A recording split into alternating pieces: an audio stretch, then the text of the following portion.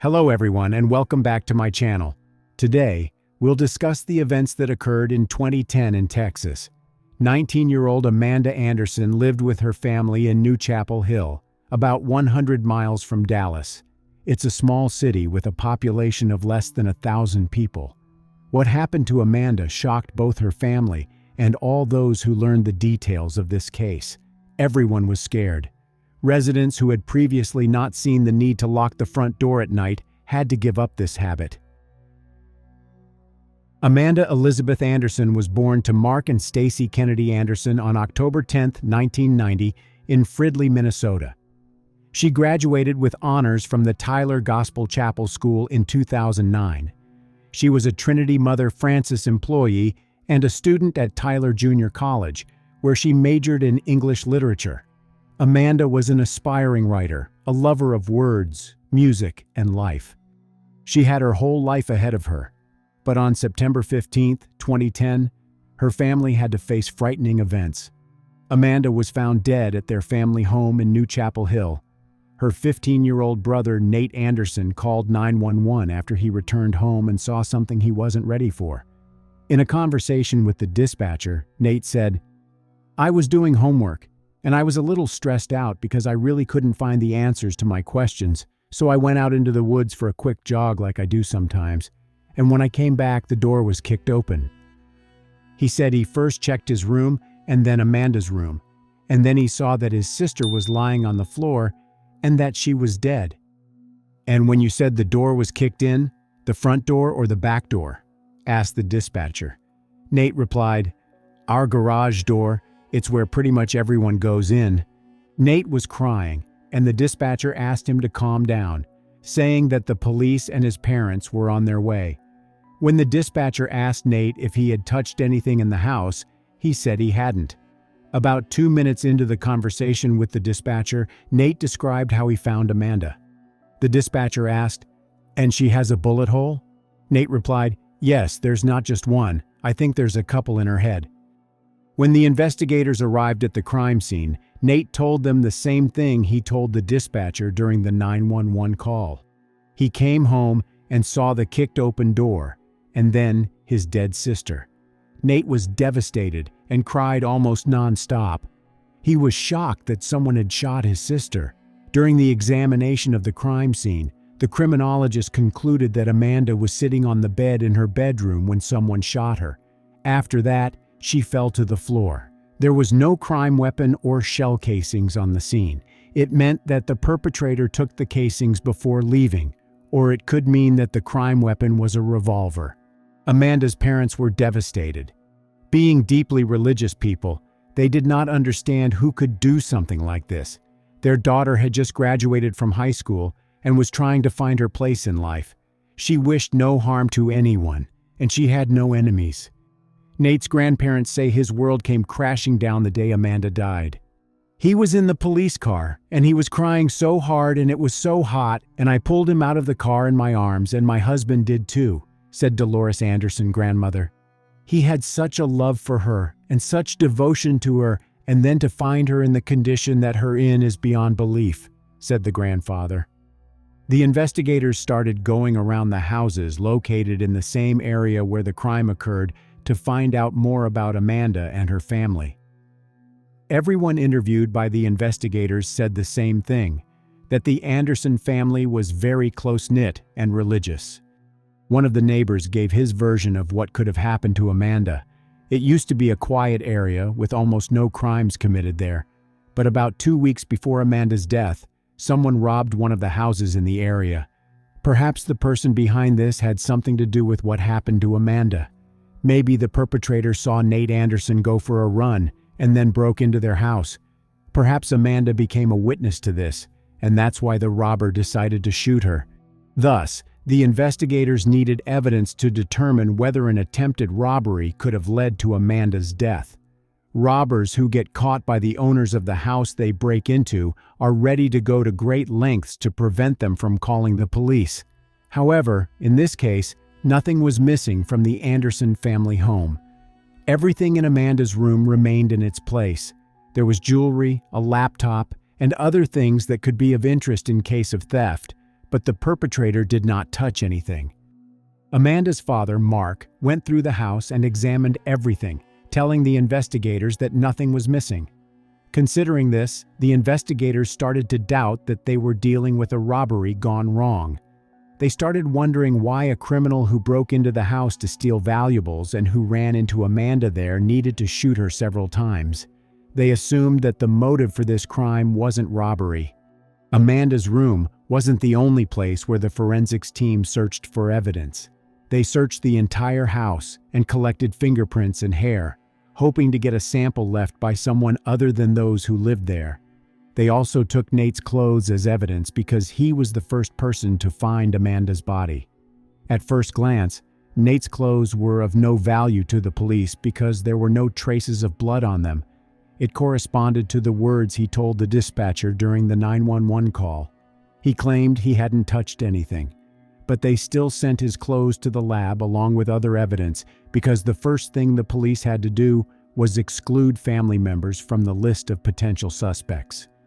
The investigators asked Mark Anderson, Amanda's father, to show them all the weapons in the house. Amanda's family had guns of all kinds. It was not unusual for Texas. The Andersons weren't avid hunters. They just practiced shooting occasionally. The police found the weapons in the place indicated by Mark Anderson. They seized more than 10 different types of pistols and rifles and several revolvers from the house. Since the police had no suspects and the motive for the crime remained unclear, they started considering criminal gang activity as a version. However, they quickly discarded it. The informants that the police had also did not provide any leads. While the investigators were trying to figure out who was responsible for this crime, Amanda's family was trying to cope with the grief that had befallen them. On September 17, 2010, 2 days after Amanda's death, the police received the autopsy results. The report said that Amanda was shot 4 times. All 4 wounds were to the head. It was strange. After all, every shot would have been fatal, but the perpetrator did not stop after the first shot and pulled the trigger 3 more times. The location of the bullet wounds on Amanda's head was also thought-provoking. The criminal fired from a small caliber pistol. 2 wounds were on top of her head, one in the area of the right temple, and the last hole was directly on the forehead. All shots were directed from top to bottom, except for one shot to the right temple, where the bullet entered at a right angle. In other words, all these wounds were unusual. What happened to Amanda was more like an execution. 22 caliber bullets were used during the crime.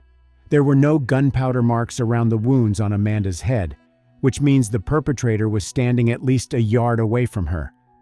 After analyzing the forensic evidence, the investigators concluded that Amanda knew the person who shot her. 2 facts helped them to make such a conclusion. The first is that Amanda was sitting on the bed and doing something on her laptop when she was shot. The second is that the perpetrator was standing next to her.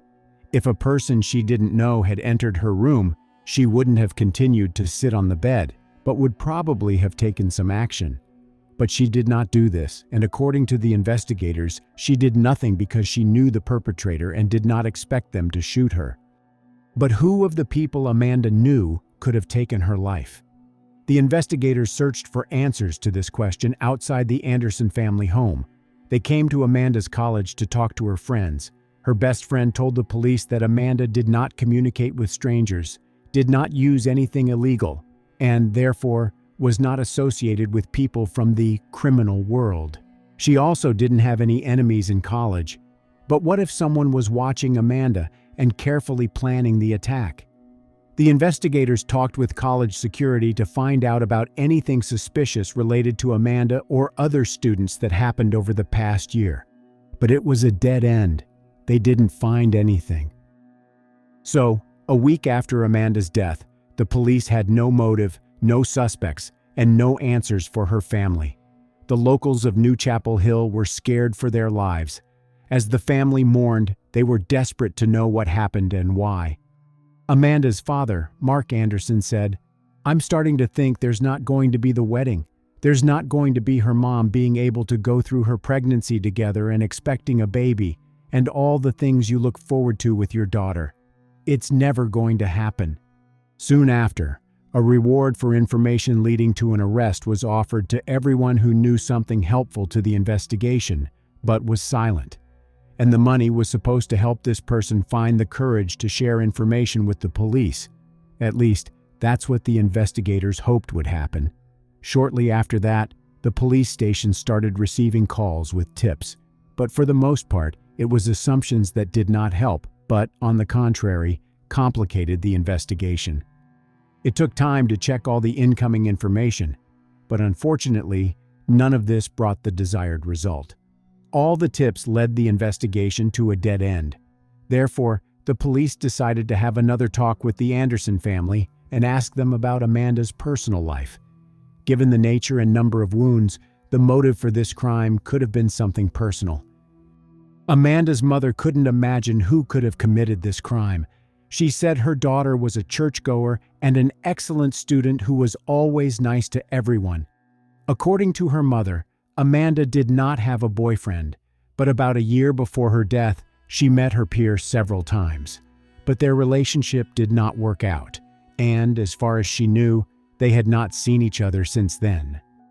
The police decided to find this man and find out what kind of relationship he had with Amanda, why they broke up, and whether he had any reason to harm her.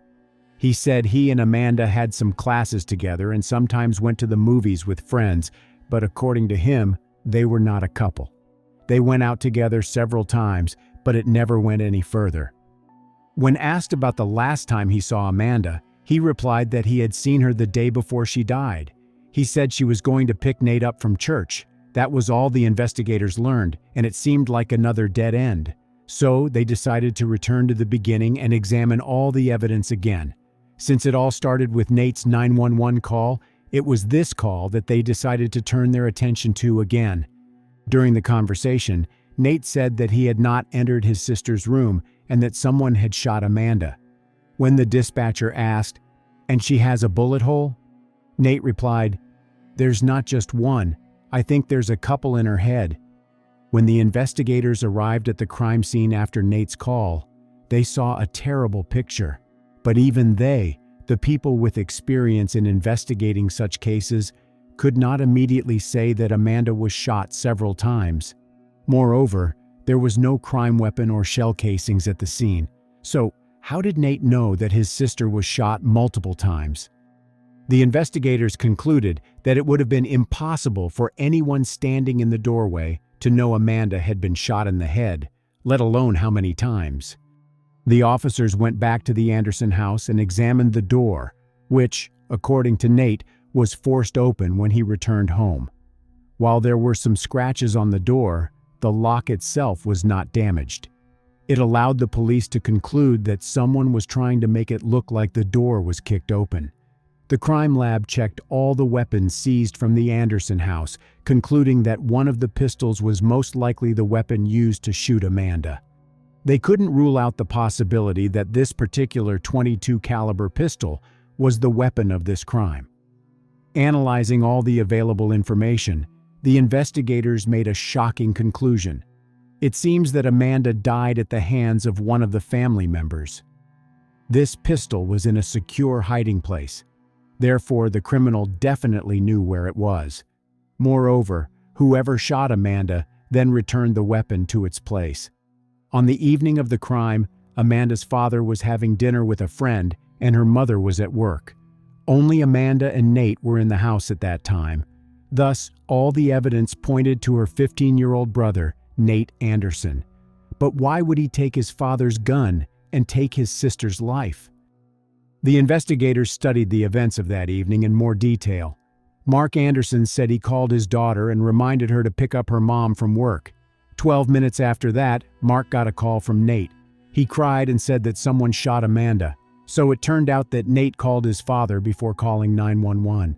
But to inform the parents that their son had taken the life of their daughter, the police needed concrete evidence.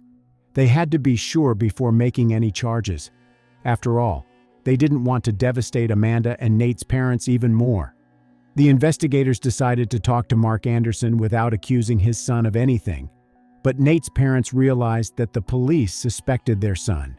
When asked if Nate had used this .22 caliber pistol recently, Mark replied that a few days before Amanda's death, he had given the pistol to Nate and he had fired it in the backyard.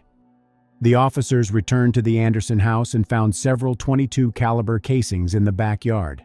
These casings matched the bullets extracted from Amanda's body, but perhaps it was just a coincidence.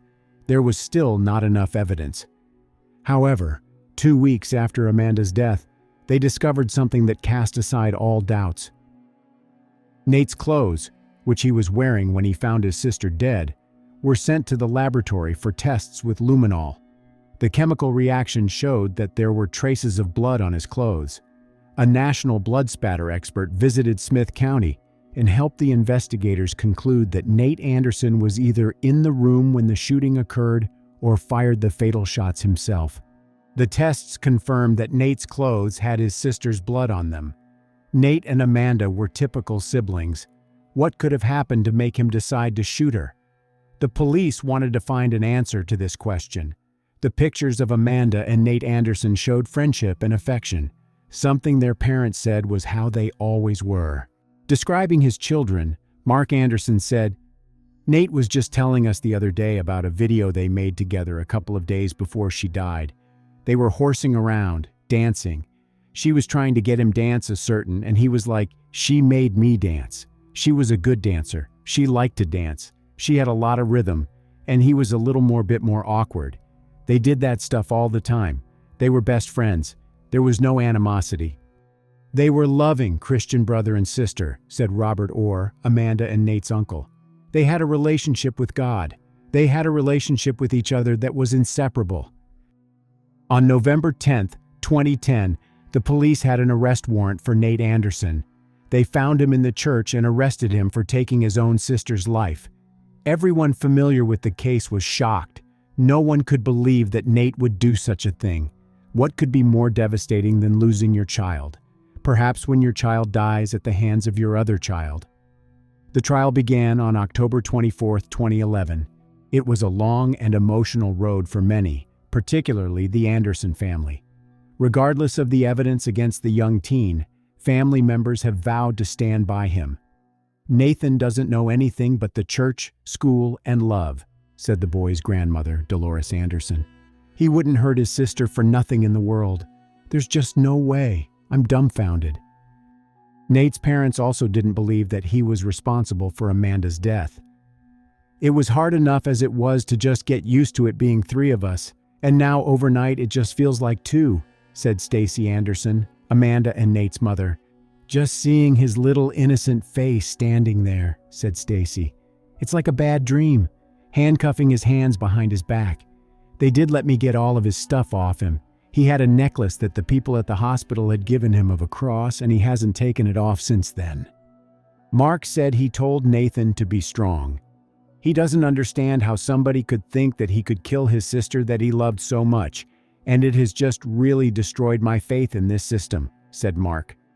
Mark stated there was a brief moment when he wondered if Amanda's death may have been an accident, but he said the brutality of the crime speaks volumes. "For the first couple of days I had this apprehension that could it have been an accident, but once I found out about the 4 gunshots, then that part settled out of me," he said. "I got peace from that, and I thought, okay, it could not have been Nathan, could not have been Nathan." The Andersons said authorities had disregarded leads like a car seen parked in the driveway around the same time the crime occurred. They are ignoring evidence that exonerates Nathan, and they are focusing on evidence that only builds their own case, and they're already out on TV, basically saying as far as they're concerned this is done, said Mark. Nate was tried as an adult. An expert who evaluated Nate said it was in his best interest to remain in the juvenile court system. However, the judge disagreed. For the first time, the state revealed some of the evidence the investigators found in the Anderson home after Amanda's death. Prosecutors claimed that Nate's computer showed a history of numerous visits to adult websites and drawings with violent scenes. Moreover, one of the text messages on Amanda's phone said, "Nathan should be shot." Her friend asked, "For what?" She replied, "For shooting really large staples at my head and never helping around the house."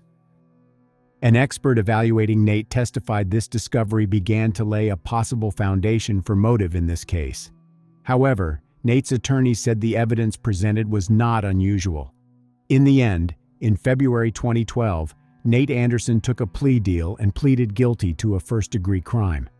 He confessed first to a psychologist and then to his parents that he had actually taken Amanda's life. In a statement released by Nate and Amanda's parents, Mark Anderson said, "He told me that he took her life by shooting her with a pistol that was in our home. He has asked my forgiveness, and I have forgiven him." Their mother, Stacy, said, "As a mother who loves both of her children, this has been the most difficult ordeal I have ever experienced." The court sentenced Nate Anderson to 20 years in prison with the possibility of parole in 10 years. Nate's attorney said entering the plea agreement was in Nate's best interest. They said neither Nate nor his family ever wanted this case to go to trial. As for the motive, Nate's attorneys only said one thing: "I'm not going to go into specific conversations I've had with Nate or anyone on our team, but we know what happened, and I'm going to leave it at that." He has been remorseful. He has asked for forgiveness, and it has been given to him. "There have been a lot of difficult conversations and a lot of tears," said Brett Harrison, one of Nate's attorneys. "It was apparent to us it was a crime of hatred for this incident because there were no signs of any other trauma," the Smith County Sheriff's Office said. 2 years ago, Nate had the right to apply for parole, but unfortunately, I couldn't find any information about it. Share your opinion in the comments, and thank you for watching this video to the end.